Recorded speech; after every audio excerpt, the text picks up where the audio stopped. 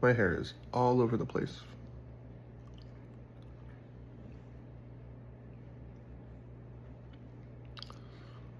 Do I have the light still going? Oh, these are off because I'm using the cord.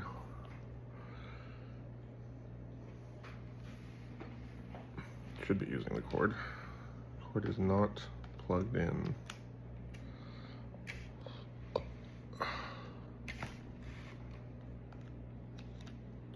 Guess I'll have to plug this in after. No, it's not food.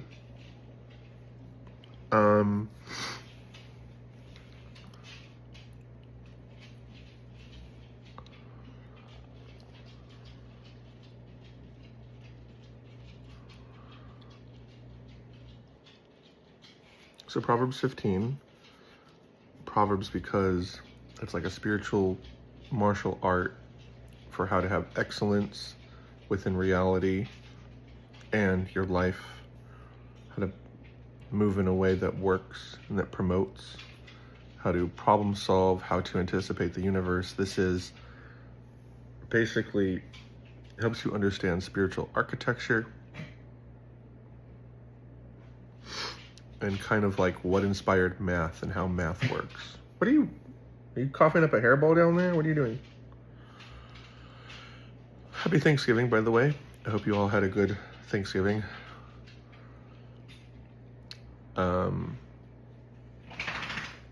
Had a bunch of future wife dreams, so I'm excited.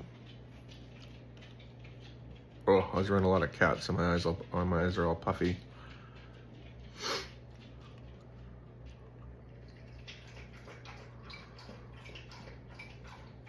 Proverbs 15.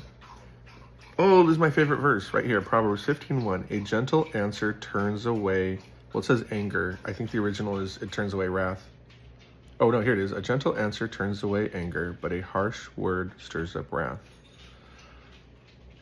So whenever people try to thug up or fight, it's about the gentleness. A lot of people say kill them with kindness, but really you use gentleness. So when people would try to get past me to get into the bar when I was a bouncer, I'd use this all the time to stay out of fights. I'd say, hey man, look, like this is my job. Like I'd let you in, but my boss is here, and he says, you know, if you're under 21, I definitely can't let you in.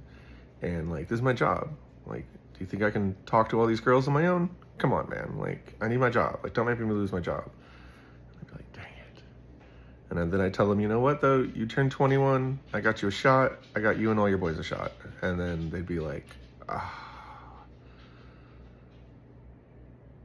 all right, Josh, all right. And so, and that would happen like all the time. Like, hey man, look, I love you. You know I love you. You know I got your back. Just, you gotta be 21. Like, you gotta be 21, man. Like the cops are right there. The TABC, the organization that enforces it, it's right there. Like, you know, you don't want to get the bartenders in trouble. And so I would just constantly do that.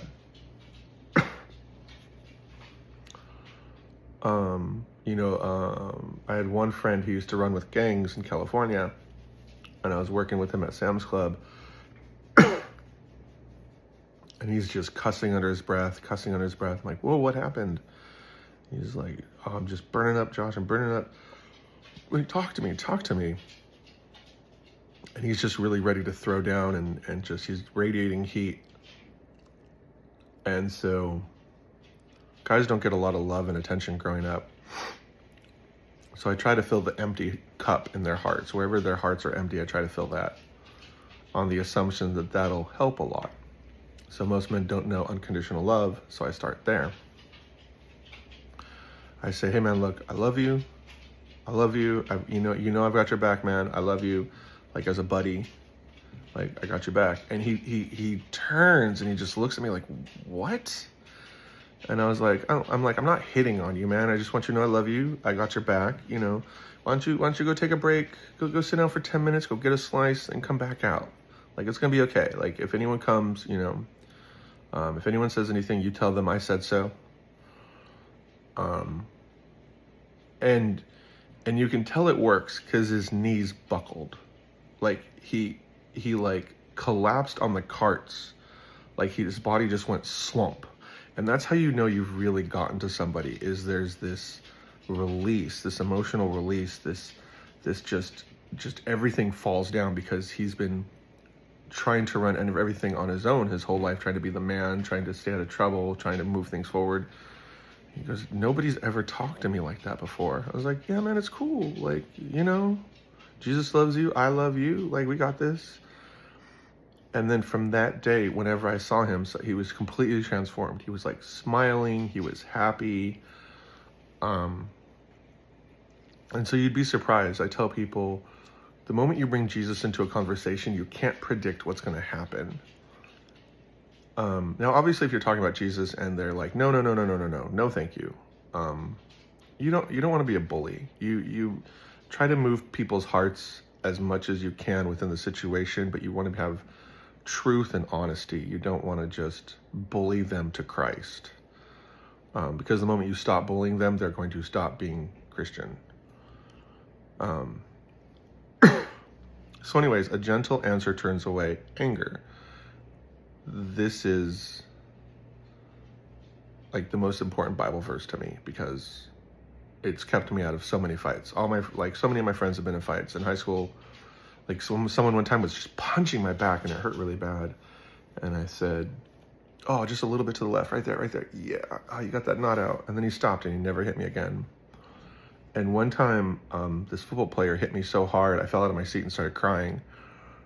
And everyone said, go fight, go beat him up. I was like, no, if I get into a fight, I'm not going to play video games this weekend. I'm going to get expelled. There's lots of pretty girls here. This is where I want to be.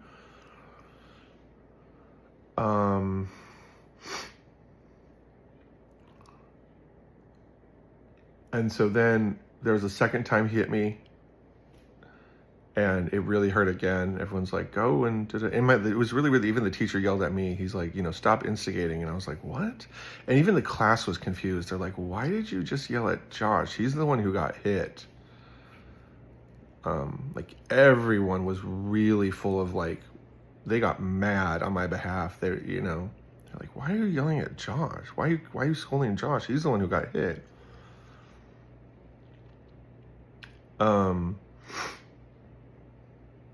And then he hit me one more time, and then he hit me once in the locker room. And I read his heart, and I knew he was missing something. Like, he wanted someone to socially challenge him, because I felt like maybe his mom wasn't around, or his parents were split and one of his parents lived somewhere else. Maybe there's just, I could feel this complication, emotional static and disconnection in his spirit. And after the fourth time, he said, are you okay? And I was like, yeah. He's like, did it hurt? I'm like, nah, man, we're cool. And I give him a fist bump. He's like, all right. And then that was it. And so do you see how I won having a good martial art sense? I love, you ever watch kung fu movies or martial art movies, your Karate Kid movies, a lot of it is the philosophy. We solve problems with excellence. We don't solve our problems with fighting. The martial art form, the fighting, is to become a master of your universe, a master of your life, a master of what's going on. The word wisdom that's used in the Bible, we oftentimes think we're kind of weighing what we should do, but the actual word wisdom in Hebrew, I think it's chachma, has to do with being a master craftsman. So it's saying you're like a master of your craft, or master craftsmanship. So you could say it's to have spiritual grit, spiritual excellence, spiritual competence, spiritual capability.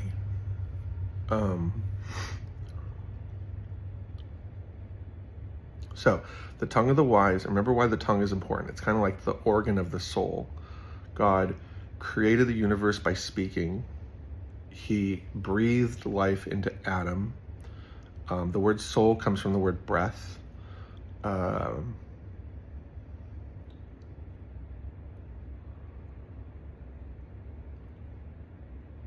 Jesus is the Word of God made flesh, made physical, made real. The sword of the Spirit, as it is described, the way we fight spiritually, is the Word of God. God says, keep my commandments, or keep my words. Prayer is honest communication. A wedding vow is an honest promise. So the tongue of the wise, right, those who have good competency, good grit, good merit, makes knowledge attractive. So we kind of tune it up, show why it's good, show why it's useful. But the mouths of fools blurt out foolishness. So you'll see this if you watch a lot of like news programs in America. There's just a lot of nonsense, and that's because it's really easy to people say there's a lot of money made in drugs and sex and propaganda, but really they're just the easiest to sell. Look at original Disney. He told great stories, honest stories that were G-rated, and they made a ton of money. So don't get caught up in foolishness. Get caught up in the great things that you want to do with your dreams, with heaven, with your family, with your life, and really go forward and, collect the payout of your hard work. But don't think that life is going to be good if you chase the easy things that don't promote your life. If you spend your time chasing many different women, or chasing pornography, or chasing drugs, you're chasing things that don't build. If I earn money, I can invest money. I can invest it in my house. I can, buy a car that takes me to work, and then I can use that to get in a better job. I can use my time to learn a skill. I can go to trade school. I can teach myself online. I can, there's a lot of courses online you can take. You can go to college. You can learn things that help you get paid a lot more. When I lived in Tyler, Texas, my friend was friends with a bunch of people in town, and I went to this one house, and it had 5 bedrooms, and they had a room for video games and board games that was bigger than my apartment. It was just, and I was like, whoa. And then they had like a dining room, a huge kitchen, a huge living room, a wine cellar. And I just stayed there, and I thought, okay, Josh, these people are really, really rich. Oh, they also owned a lake house and a jet ski and a boat and horses, and they bought each of their kids a car when they turned 16. And I just thought, okay, Josh, you're going to pay attention. You're going to figure out how they got so rich. What happened? Focus and listen, Josh. Focus and listen, because there's a secret here. And so I thought about it, and I thought about it, and I asked, and it turns out what a lot of rich people do is they choose a job that pays them a lot of money, and then they use the money from that job to fund their dreams. So this family, the mom was an architect. No, she was she designed houses and rooms. So if you wanted like a new kitchen, she would design it for you. And the dad was a doctor. So their combined income was a lot. And so I realized that the rich people don't choose jobs based on what they want to do. They choose jobs based on what's going to pay really well. So some of us take higher risks. My job doesn't get paid a lot, but I'm trying to be someone like Disney. So I need more of the free time to be creative, and hopefully that'll pay out. But yeah, if you want a financially easy life, my hair's everywhere, choose a job that pays really well, and then you can use that to do anything, because they would go to Egypt, and they'd go skiing, and they'd go everywhere because they put in their work. I knew an Indian couple, like Indian. They both came to America, joined the Navy, went to medical school while in the military. And so by the time they got out of the military, they had a couple more years left in medical school. They graduated, they had no debt, and they were both doctors. So they had a huge mansion in California because both the mom and the dad were doctors, and they just went to the military to get it paid for free. And that's genius. That's really, really smart. You can join the military and get your college paid for, and they went to college while in the military. It was really cool. So the tongue of the wise makes knowledge attractive, but the mouth of fools blurts out foolishness. So again, we see heaven telling us that being wisdom shows you how useful and wonderful knowledge can be and how much it can promote your life. But the fools continue to be fools and accomplish nothing. A fool might earn $1 and spend $1, but the wise people will earn $25 and then end up with 50. So for example, a lot of my friends are poor, and I have to explain how to use your money to buy groceries and to cook.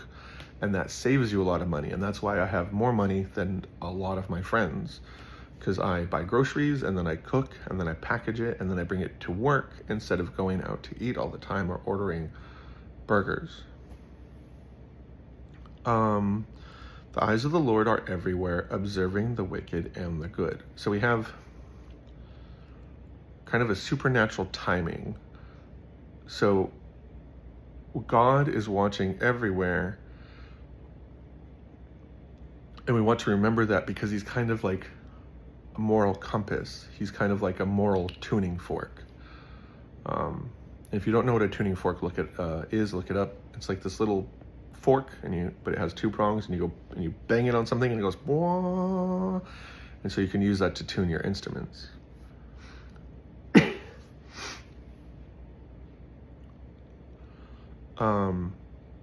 So you want to remember to be good because God is watching, and you want to remember not to be evil because God is watching. And we care about God because God loves us and cherishes us and is gentle with us. Just because we've met a lot of people that teach us that God is ugly and sinister and evil, that doesn't mean what they say is true. The authority figures in your life, including your mom and dad, their job is to reflect the wisdom of God and the love of God, the unconditional love and the power and the self-control of God to you and your life. The purpose of discipline is just to point you towards God and to stop bad behavior, not to hurt you. Discipline has become, it's all over the place these days. Okay, the tongue that heals is a tree of life. Well, that's beautiful. But a devious tongue breaks the spirit. So a tongue that heals is a tree of life. So you use your words, you use what you know to heal people's hurts. I have people at work that I pray with because their lives are a mess, and sometimes the only way to restructure reality is prayer. So when you have those friends that are depressed or suicidal, you pray for them, and you pray with them, and you pray for them, and you pray with them. Because they need courage, and they need competency, and they need to see how the world works. They need to see that they can pray for everything they want, and they have power over the universe through spiritual communication with heaven, which is prayer. So I've helped a lot of people come back from the brinks of destruction by praying with them and praying for them. You'd be surprised if anyone's hurting in your life, or self-destructive, just pray 1 to 3 times a day, and then talk to them. Hey, can we pray for a couple minutes a day? Like it'll really help your life turn around. We can pray that you find like a job or a husband, or you have kids, or we solve your problems. There's always a solution, and if there's not a solution, we need to at least flirt with the idea that there is. We need to at least give God a chance to be wrong. Not that God's ever wrong, but we have to be realistic. Some people don't believe in God, and we need to respect that. Well, let's try my way, and if my way works, cool. If my way doesn't work, well, then I was wrong. Maybe there is no God. There is a God, but I'll say that sometimes. And then maybe there is no God, but me as your friend, you have to give me a chance to try. And this is my way. This is why I'm always happy, and I'm always competent, and I'm never sad, and you are, because I know Jesus. So maybe there is no Jesus, but you need to now find out if there is, so we can have Jesus or move on from Jesus. Because either he's the center of the universe, or it's all nonsense, but you haven't entertained the idea that he might be the center of the universe.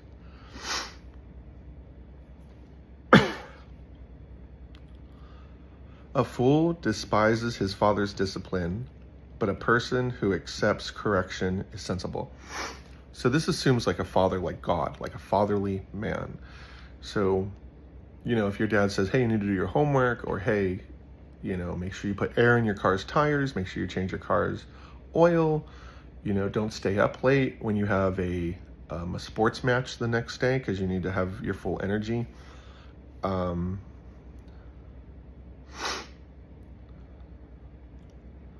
That's what this one's talking about. And you don't want to be foolish because you don't want to let your house erode to nothing. You don't want the weather of life to just end up turning your lifestyle to mush. The house of the righteous has great wealth. And we talked about that. Like, me being Christian has saved me from a lot of trouble. I won't have sex until I'm married, so I don't have a lot of different kids with a lot of different women with a lot of different child support payments. I don't get into fights, right? So I've stayed out of jail. I don't steal, so I've stayed out of jail. And I'm not doing this because I'm better than you or I want to be better than you. I am competitive, but I compete with God. I'm like, I'm gonna be cooler than God, and that's been a lot of fun. But being righteous kind of forces wealth to you.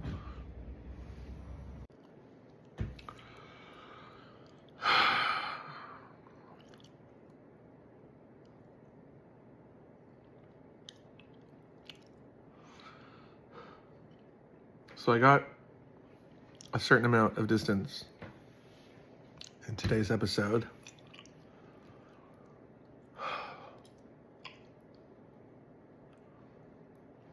And because I have all the Japanese footage from my trip in Japan,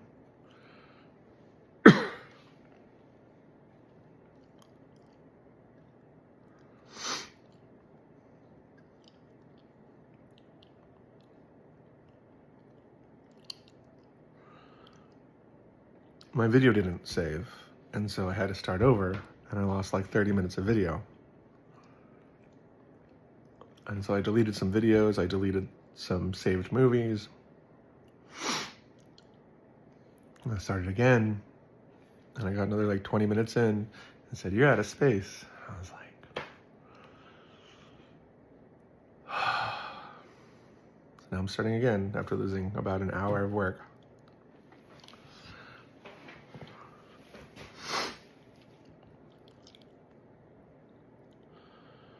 The lips of the wise broadcast knowledge, obviously.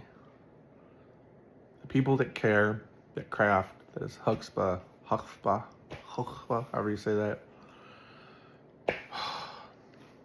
they want there to be knowledge. They want you to grow. They want things to work for you. They want you to have a good life. They want you to be competent. But not so for the heart of fools. So people have foolishness in their hearts. They don't care. I told someone at work, I'm only ever going to have sex with my wife. I'm not married, so I'm not having sex. And he goes, it's okay. Whatever happens, happens. I have 2 kids with 2 women. It's whatever. And I said, no, I want to be married to my kid's mom. I want the mom to be in their life. I want to work with her to have a great life. I want it this way. It's okay, man. It's whatever happens, happens. I'm like, it's cool, man. The sacrifice of the wicked is detestable to the Lord, but the prayer of the upright is his delight. So they used to sacrifice lambs and harvest to the temples, to their churches. But people would have wicked hearts and, oh, look at all this that I give. No, that's not. God wants you to be great on the inside, and then what you do on the outside is like the cherry on top. So the people that have good prayer, or the people that are good and righteous, just them talking to God is delightful. You can't bribe God by giving him money. He wants your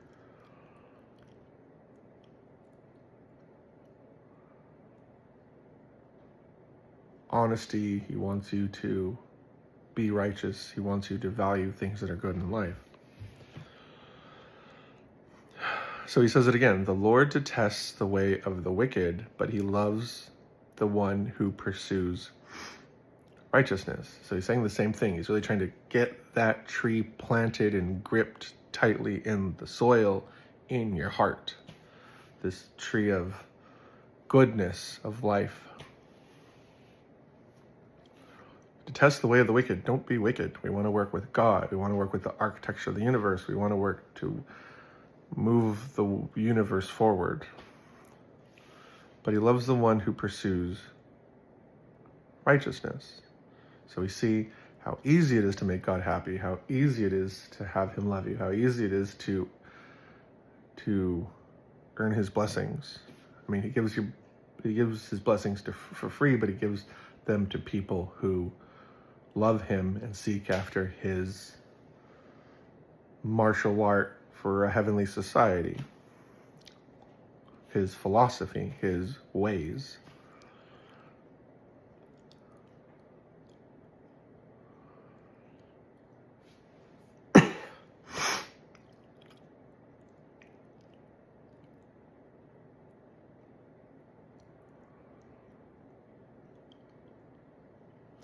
Discipline is harsh for the one who leaves the path. The one who hates correction will die. So, the farther you go off the path, the farther it is to bring you back. Let's take pornography. Pornography is bad, and then prostitution is worse, and then running your own prostitution ring or pornography company is worse than that. You'd have to get rid of that, sell it, shut it down. And then you'd have to get out of the habit of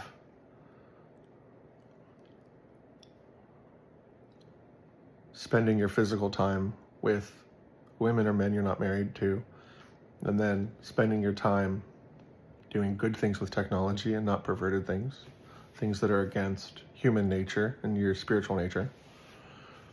So it's harsh because and then God's going to,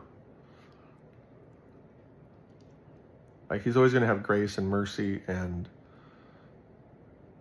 hold you dearly, but it's going to be like walking through earthquakes on the way back, and being in earthquakes. It won't be like earthquakes on the way back. It'll be like earthquakes while you're there. The one who hates correction will die. So, God will say, come back, or your friends will say, come back, or, you'll be on drugs and your friends will say, get off of them. And you say, no, I want to just have pleasure. And then you're going to die. And everyone loses because you're not here. You lose time on earth. Sure, maybe you believe in Jesus and you go straight to heaven, but you could have done more on earth. You could have had family. You could have increased God's family by having children and bringing more souls to earth.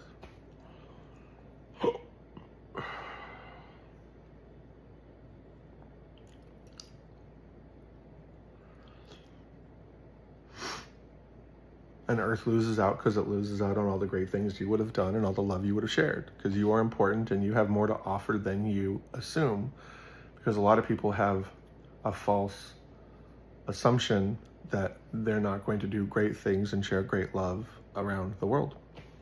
Sheol and Abaddon, so it's the realms of death, lie open before the Lord. How much more human hearts? So he's saying, as much as God has power over the realm of death, as much as he sees them and can interact with them and lay things within them, even more so your hearts. So he's really trying to bring people from darkness and evil back. No, like circle back.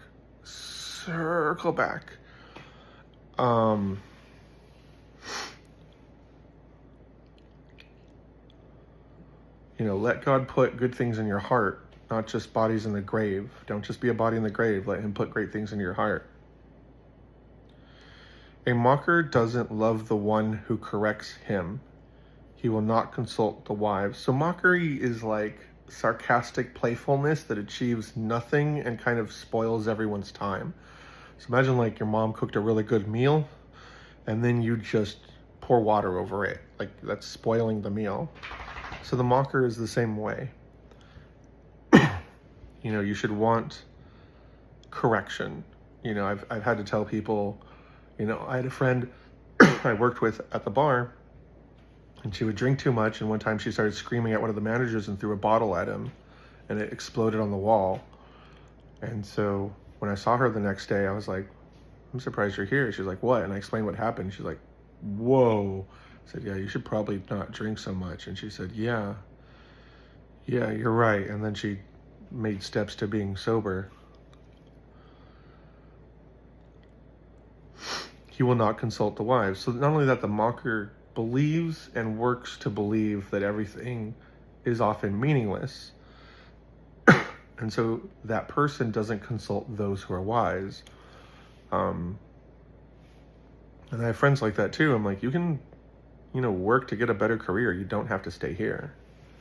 And then there's excuses. And you're like, okay, you can do this, you can do that, you can do this, you can do that. What do you mean, A joyful heart makes a face cheerful, but a sad heart produces a broken spirit.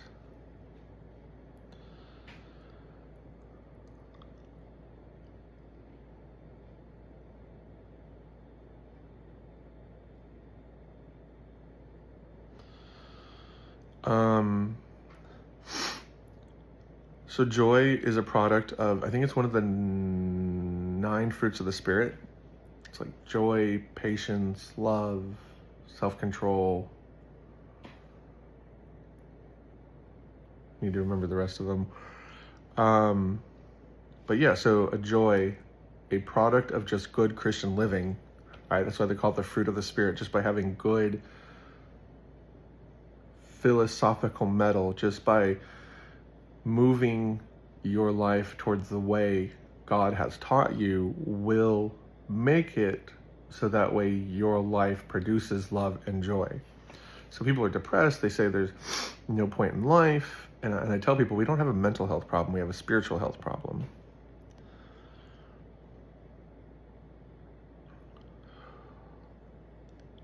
But a sad heart produces a broken spirit. So yeah, you're gonna be sad because you're working away. You're trying to find love and comfort through drugs, through physical pleasure.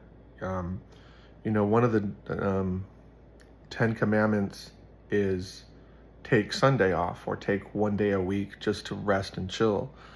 And I'll tell people that, like, oh, I have anxiety, or oh, I'm rested. Like, do you take one day off to chill? Well, no, excuses. Okay, the Bible says don't steal, don't do adultery, don't murder, right? Don't bear false witness, like kind of don't lie. And one of them is take Sunday off. Like, we act like that one's not important. Like, take one day a week off. And then they do, and they're like, wow, I feel so much better. Like, yeah, it's one of the rules for Christian living, guys.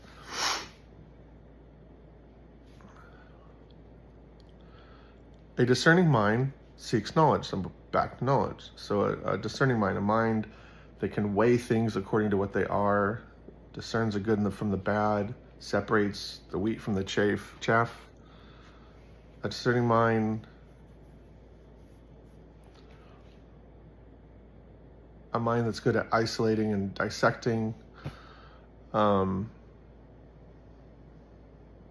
mind that is productively wise seeks knowledge, because knowledge enriches your life and everyone's life and society's life and people's lives.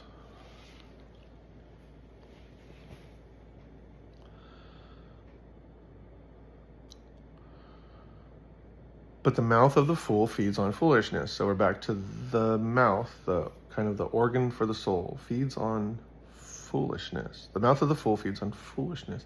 And you'll see that. You'll see fools try to promote foolishness. And you're like, no. If it doesn't hurt anybody, do it. Like, no, because this hurts you. Because drugs are bad. Because cocaine is bad. Oh, it's fine. You only live once. No, this is bad. This is dumb. Don't do this.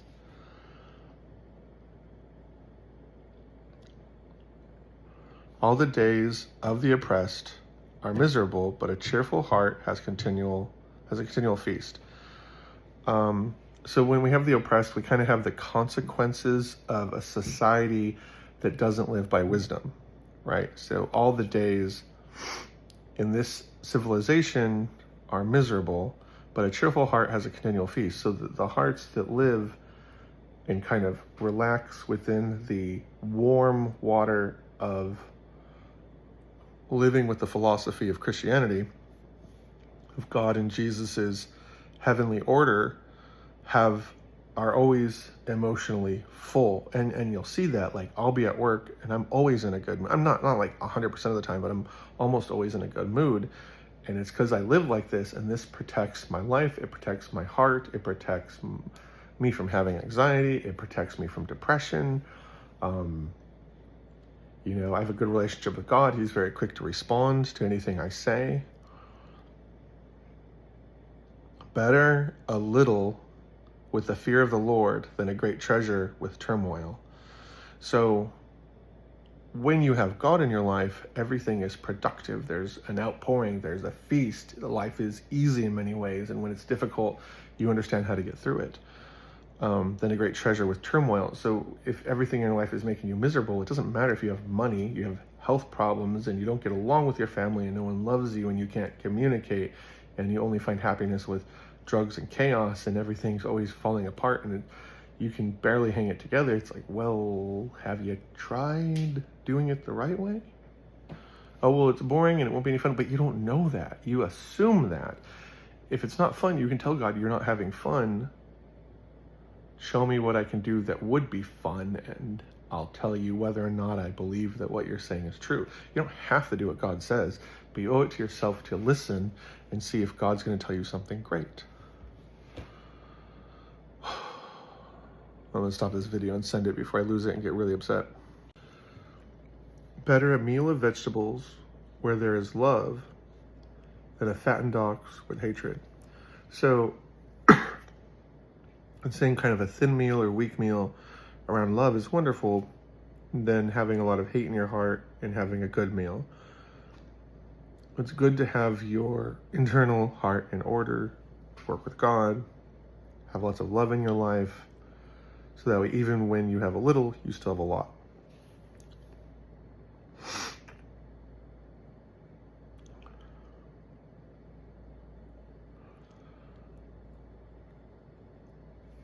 A hot-tempered person stirs up conflict, but one slow to anger calms strife. And this is true. Everyone's seen this. You have a person just with a hot lot of temper, and they're just always starting fights and riling people up. But slow to anger, because everyone's still capable of anger, and anger has its place. But someone who is slow to anger, they're calm, they're controlled, they're patient, they're kind. They settle everything down, and that's a great quality to have. That'll help your life. That'll help the people around you. Help people learn to control themselves as well. That it's valuable. I had a friend with a hot temper in high school, and he was very good at karate. And there's a few times when people made fun of him, and I'd be like, nope, sit down, not worth it. Don't want to get expelled. Chill out. You out. Because they're making fun of my friend. I was like, sit down.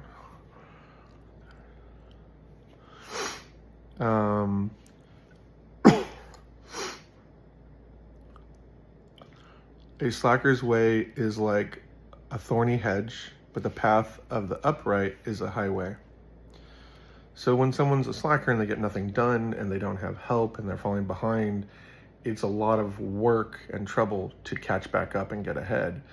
But being upright, being good, like doing your due diligence, managing your time, you'll never get caught behind. And if you get caught behind a little bit, you can stay a little bit after work. You can call help.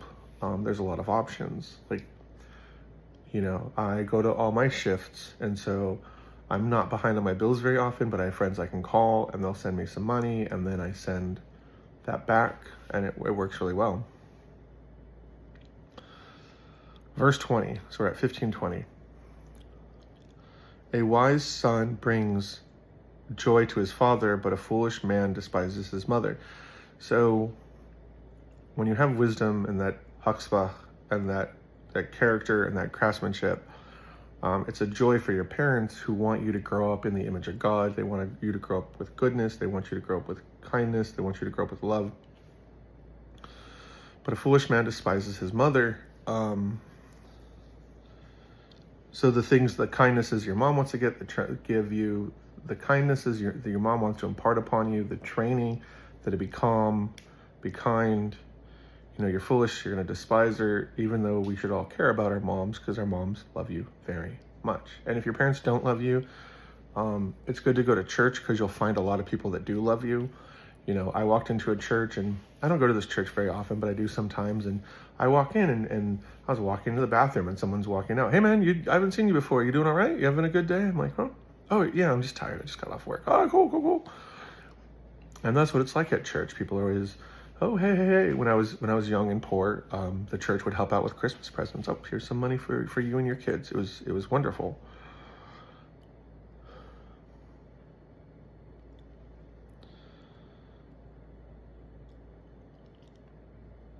Foolishness brings joy to one without sense. And we've seen that. People are fool like, ha, ha, ha, like my life is awesome. Like, no, you're spending all your money eating out. You're barely making your bills. Your house is a mess. Like, you need to ground yourself and get focused. But a person with understanding,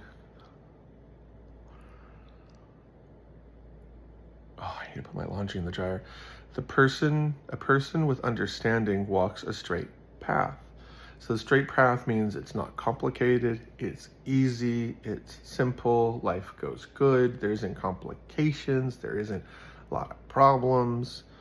So it's good to have understanding. Understanding comes from wisdom. It is reinforced by righteousness. It pleases God, who then reinforces it and brings blessing and love and works with you further. Plans fail where there is no counsel, so people to talk to for wisdom, people to get help from. But with many advisors, they succeed, so people to reference, people to get help from, people to get advice from. So it's how we operate with wisdom and how we operate with foolishness and not having wisdom. A person takes joy in giving an answer and a timely word. How good that is. So now we see the success. This happened when I was at IHOP the other day. I was hanging out with one of my best friends. This guy walked up. I kind of felt he had this poetic nature about him, and then my eyes looked at this watch. It was a very beautiful watch. It had like a beveled glass. It was very vintage, and I looked at him and I could sense his spirit. And he came back and I said, you need, because I said, like, what are you up to? And he says, oh, I like playing music. I want to be a musician. And when he came back, I was kind of like feeling his spirit and letting my gifts kind of run their course and learn about his spirit so I could analyze his spirit and then tell him something useful. So this would be like a timely word. And so I go, you need to start working. You're trying too hard to be perfect. But the problem is, perfect doesn't work on paper. You're trying to predict problems you're going to have and how to accomplish them. But the problem is, as you get better, you can't predict your creative spirit. You can't predict how you're going to evolve. And so because of that, you're not able to get started because you can't fathom just how big and how brilliant you're going to grow. And it's okay to do things that are bad because your audience is going to love that. Audiences love seeing you fail and then seeing how much you become great.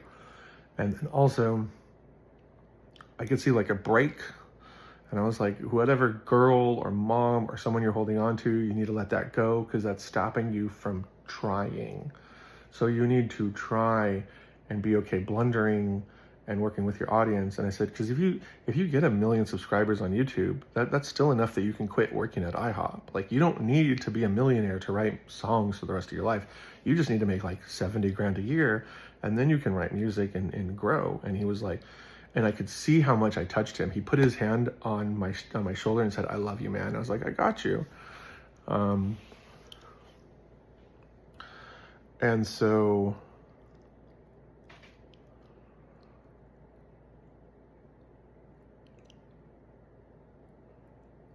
Yeah, even my friend was like, wow. I'm like, yeah, that's what it looks like when the supernatural happens. For the I like that. I want to read this one again. A person takes joy in giving an answer and a timely word. How good that is. Okay, 24. For the prudent, the path of life leads upward, so that he may avoid going down to Sheol, so the realm of death. The prudent path, so the man who's like holds on to all these, who doesn't just let things slip away, leads towards an elevated lifestyle and an elevated sense of elevated civilization, elevated heaven on earth. And then so you're keeping yourself out of death's way. You're keeping yourself from falling to your death, from being corrupted, from falling into things that are bad and stupid and crazy. The Lord tears apart the house of the proud. Yeah, we've seen that. We've seen people that are full of pride, that don't do their due diligence, that cheat on their wives, that are liars to girls, but he protects the widow's territory. So when you're with God, and even when everything's horrible, like you've lost your spouse, you've lost your husband or wife, God isn't going to let the creepers just come in and take it. Like he's got his eye on you, he's got your back, he's watching over you. So the proud, the people are like, woo, we're great. Like God's going to tear it down, as far as being part of his disciplinary action. And then even if your life is awful, God's going to watch out for you. So he's going to break down the people who think they have everything, but that are antagonizing God, because in the scenario, they know God.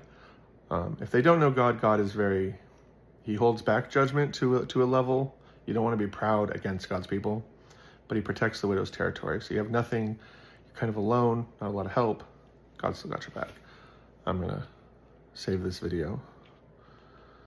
Okay, I still need to put my clothes in the laundry or in the dryer. Oh, I have to go to the bathroom too. All right, I'll be back again. Okay, laundry in the dryer. I don't have to worry about it getting mildewy. Wow, I've done 45 minutes of video so far. Where was I? Verse 26. The Lord detests the plans of the one who is evil, but pleasant words are pure. Okay, so now we're really gripping the earth, right? The Lord detests the plans of the one who is evil. So you don't want to be that guy. You don't want to be someone who's so lost, who doesn't have any faith in mankind. If you don't have faith in mankind, be the person that the world needs. You can work with heaven and accomplish a whole lot. But you just bother God. You just poke him in the eye, and he'll answer you. He'll answer you and answer you and answer you. It's pretty awesome. But pleasant words are pure. And that'll happen. Like there's a girl at work going through a lot, and I'll pray with her, and then I give her a hug and I say, hey, you know I love you, right? Like not romantically, but you know I've got your back. And she'll say, yeah, I get that.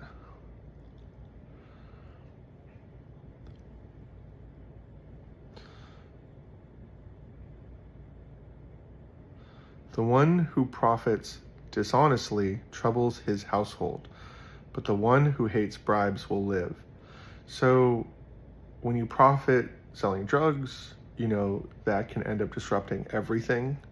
If you profit from corruption, that can disrupt everything. All of a sudden you can lose it all, and then your family loses it all, and it's bad and hard for their reputation. Well, not theirs, but probably yours, to get a new job, and it just ruins a lot.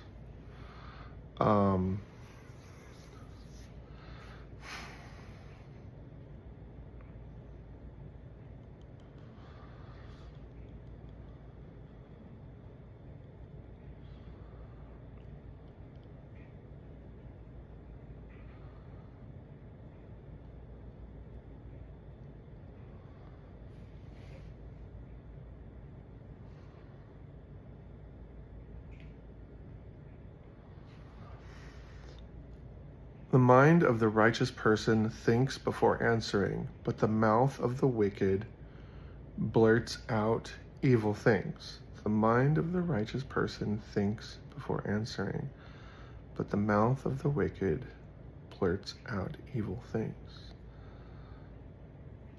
The mind of the wicked person thinks before answering, but the mouth of the wicked blurts out evil things. The mind of the righteous person. Sorry, I had like a whole bunch of thoughts at once. The mind of the righteous person thinks before answering. Yes.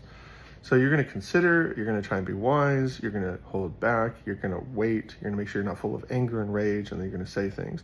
And the reason I talk about criminality and drugs is I have a heart for people who are broken and stuck in like a trapped form of life. I like solving the hard, evil problems of society. But the mouth of the wicked blurts out evil things. Yeah, so the mouth of the wicked, no control, all over the place, just spreading evil. It's bad. So we see all the directions all this evil goes. That doesn't help. That goes bad directions. It's just awful. The Lord is far from the wicked, but he hears the prayer of the righteous. The Lord is far from the wicked, but he hears the prayer of the righteous. So yeah, wicked people want what they want, and they're not going to get it because they're not working with God. They're not establishing a relationship with God. They're not building with him and moving towards him. They're running away. Oh, why isn't God here? Well, you're moving away from who God is.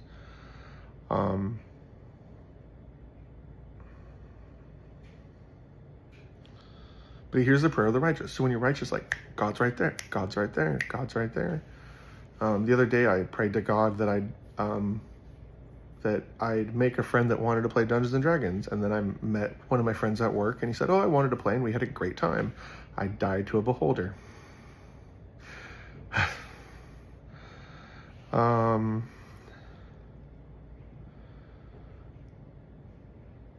Bright eyes cheer the heart.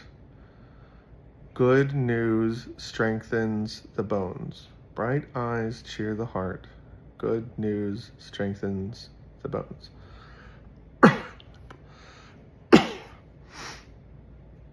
Bright eyes. So got eyes that.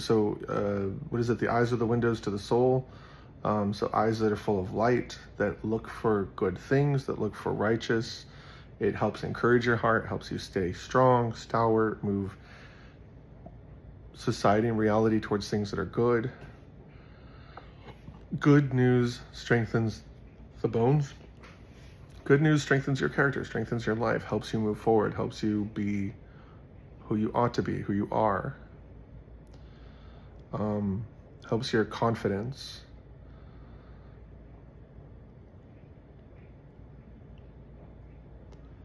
There was one girl who she was like a lighthearted Christian, and she was quitting the job. She was moving on. And I said, God, give me a word of knowledge for her. Give me a word of knowledge. And I kept praying for like 3 hours. I was like, come on, God, come on. Let's go. And then I saw like a Western landscape with that Western movie sunset. And I thought about it. I was like, what is God trying to say? I said, oh, hey, I think I got a word for you. Okay. Your life's going to be okay. You're going out kind of into the wilderness, and you're going to be okay. Just be smart and be wise, because it's the old West. Like, there's a lot of ways to mess it up, but as long as you keep your head, you're going to be okay. And she looked at me and she said, I've been looking for that answer. Thank you so much. Oh my gosh. And I was like, oh, this stuff is awesome.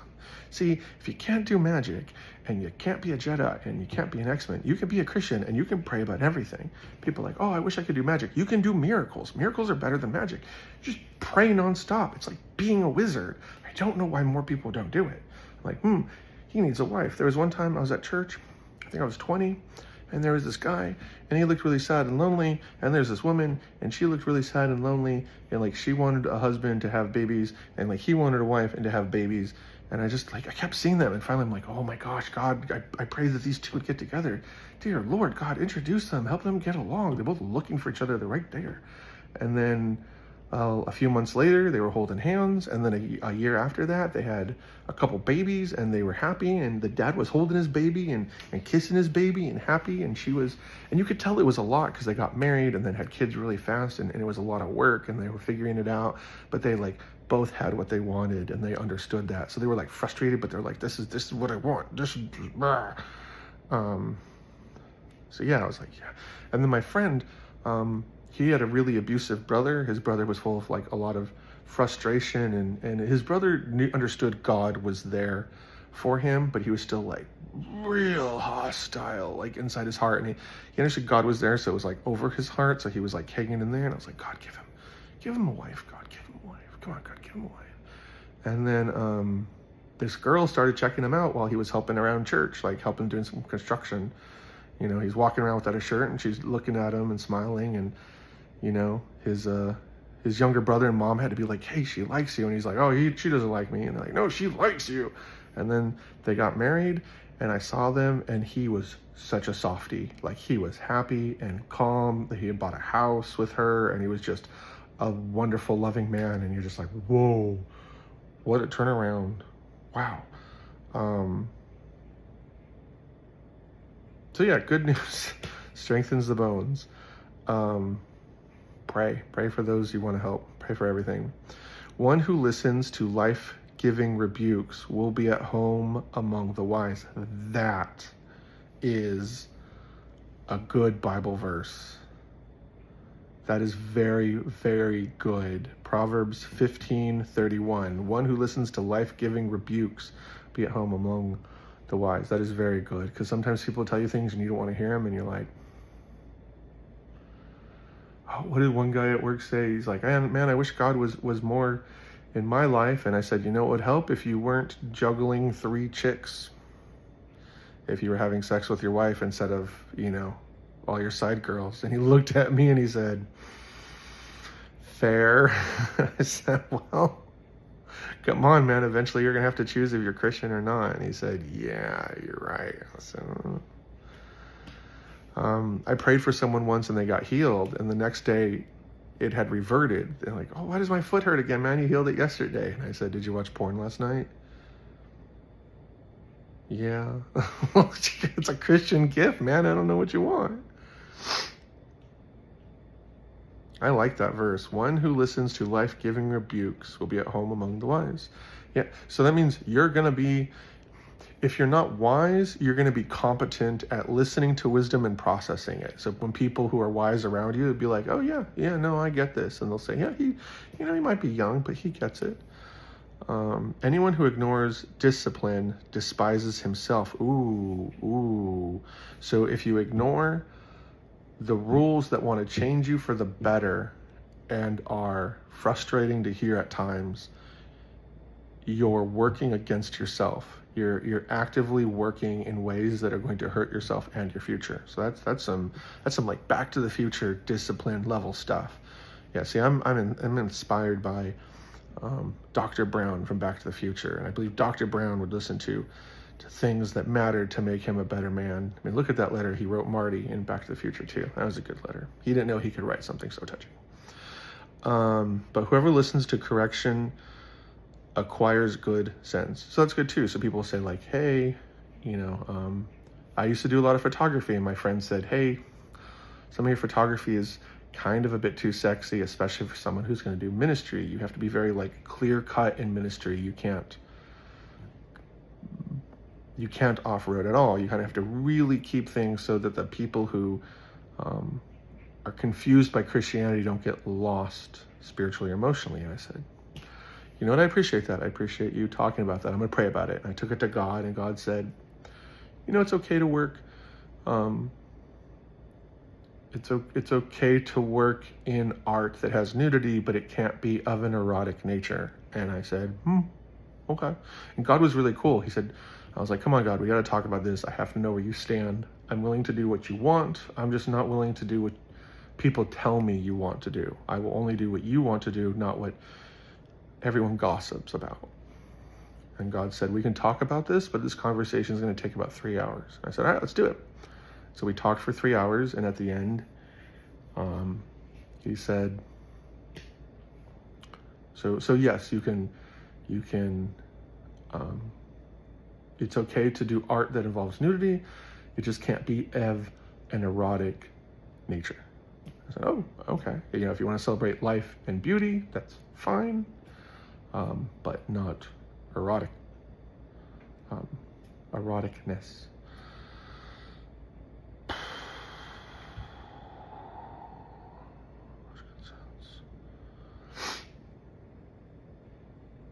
Last verse, 33. The fear of the Lord, respecting the awe and power of God and being like, God is better and bigger than all of us. Reverence, we kneel before God.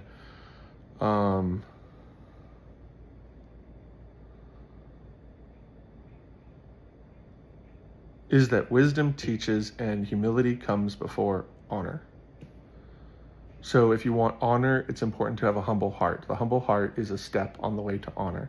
Fear of the Lord is that wisdom teaches. So we learn from wisdom. It helps us explore reality and become competent and intellectual about it. And humility comes before honor. So we stay humble, that we become righteous, and not be stupid and foolish. I love you guys. Oh, I have to do the thing. All right, give me a sec. Okay, gotta do the fantasy voice. Remember, this is Master Jesus meal prep, so if you can share a meal with someone, do me a solid. The goal is eventually I show how to cook, and I can do like the split screen videos like they do on YouTube. That'd be really cool.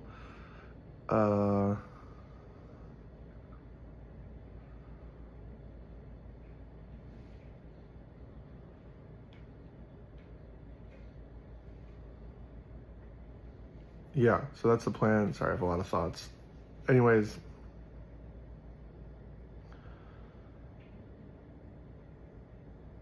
if anyone can share a meal, because I need to get that part of the video. I'm hoping to hire someone to like do the cooking. I did like that Snoop Dogg, Martha Stewart cooking show. That'd be kind of funny. Do something kind of weird like that. Maybe a cooking show that involves robots.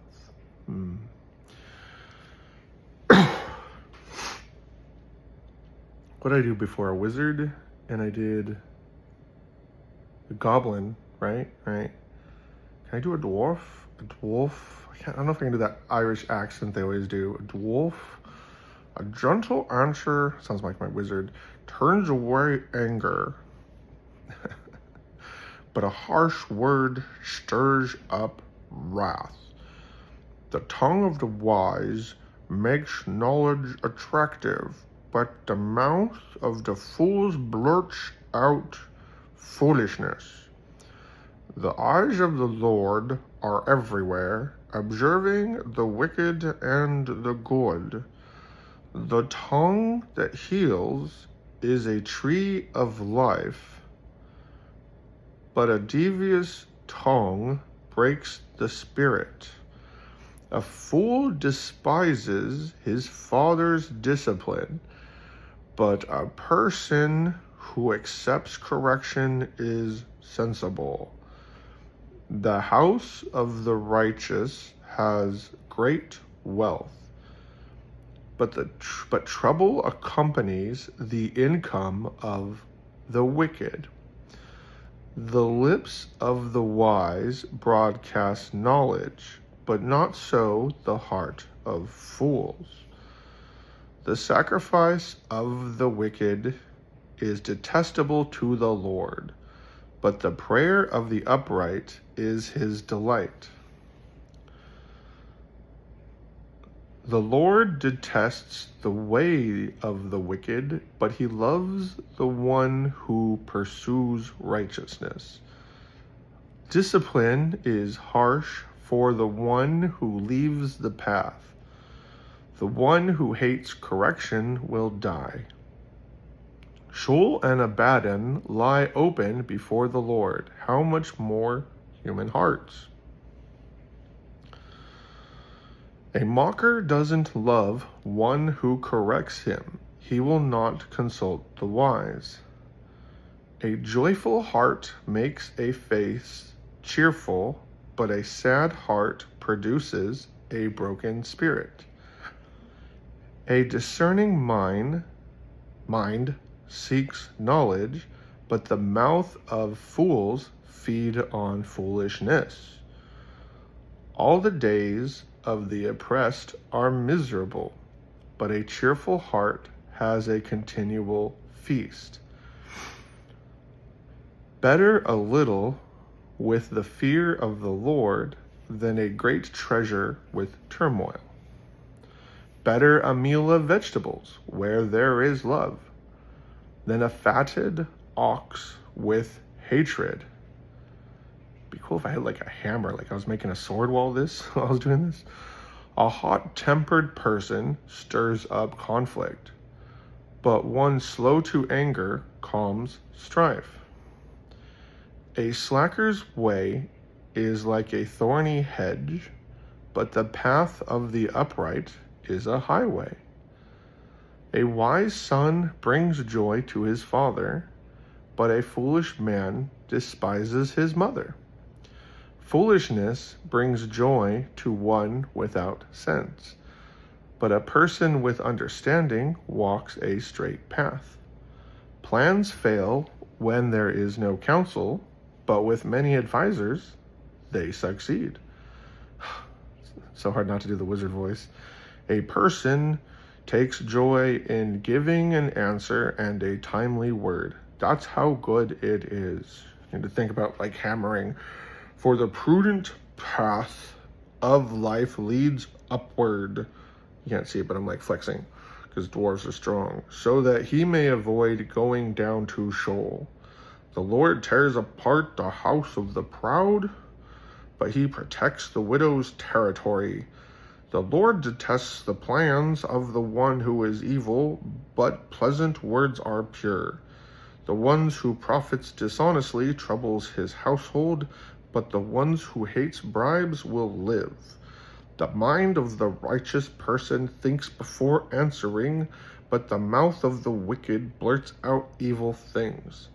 The Lord is far from the wicked, but he hears the prayers of the righteous. Bright eyes cheer the heart. Good news strengthens the bones.